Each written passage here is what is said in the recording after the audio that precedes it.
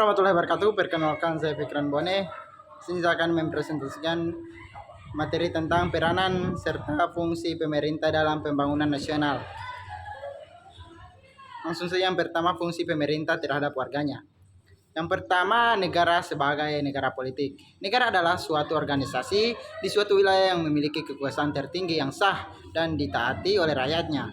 Negara merupakan integrasi dari kekuatan politik. Negara adalah alat dari masyarakat yang mempunyai kekuasaan untuk mengatur hubungan-hubungan manusia dalam masyarakat dan menertibkan gejala-gejala kekuasaan dalam masyarakat.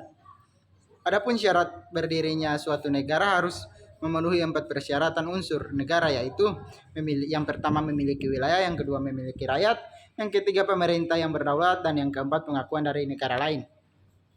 Adapun tujuan dari negara menurut Roger adalah untuk memungkinkan rakyatnya berkembang serta menyelenggarakan daya ciptanya sebebas mungkin.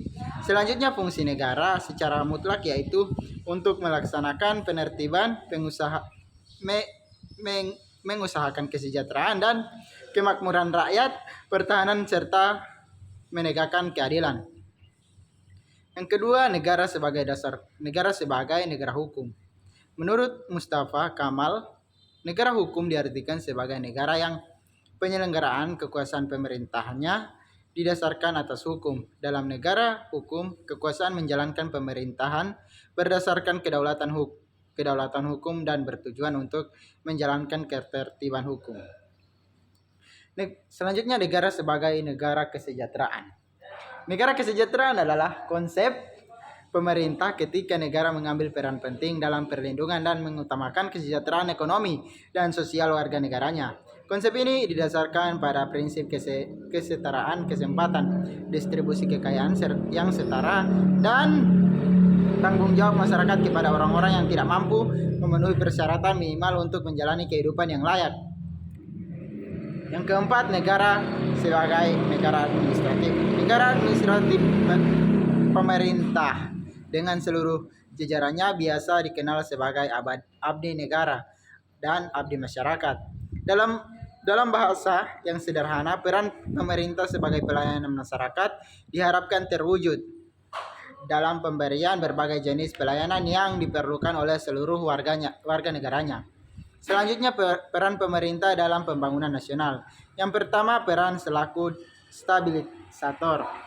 Sebagai stabilisator, pemerintah harus mampu menciptakan adanya keadaan politik, sosial, dan ekonomi yang stabil dan mantap. Misalnya di bidang politik, pemerintah terus berupaya mengamankan dan mempertahankan ideologi negara Pancasila dari segala macam ancaman, baik dalam maupun luar negeri.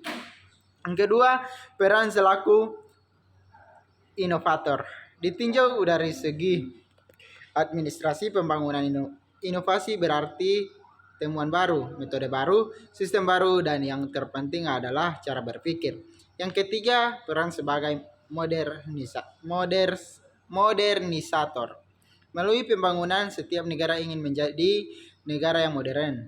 Berbagai implikasi pernyataan tersebut antara lain ialah kuat mandiri, diperlakukan sederajat oleh negara-negara lain. Yang keempat, peran sebagai pelopor.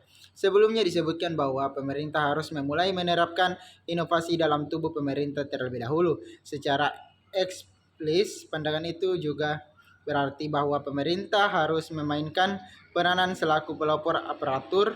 Pemerintah harus menjadi panutan bagi seluruh masyarakat.